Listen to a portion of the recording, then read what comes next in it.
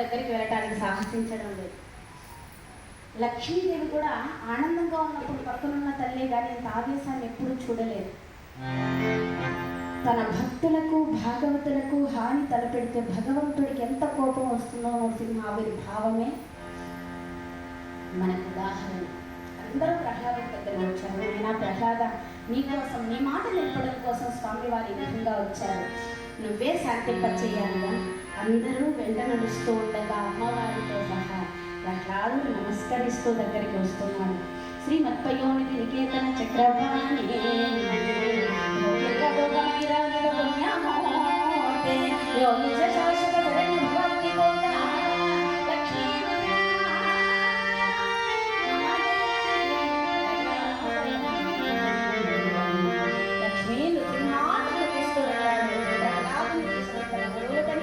పెట్టుకుని దక్షిణహస్తాన్ని నిన్ను కన్నా నీ తండ్రి జన్మం ధన్యము. నువ్వు అనంతకాలం రాజ్య పరిపాలన చేసి అనేక యజ్ఞయాగాదులు చేసి అందులేని ధర్మ ప్రచారం చేసి ఆ తర్వాత నా సన్నిధికి చేరుకుంటావు అని చెప్పి నీకేం కావాలో కోరుకోని, కానీ నా మాట నిలపడం కోసం వచ్చిన నా కన్న తండ్రిని నా కళ్ళ ముందు ఎంత దారుణంగా చంపడం నేను చూడలేకపోయాను స్వామి.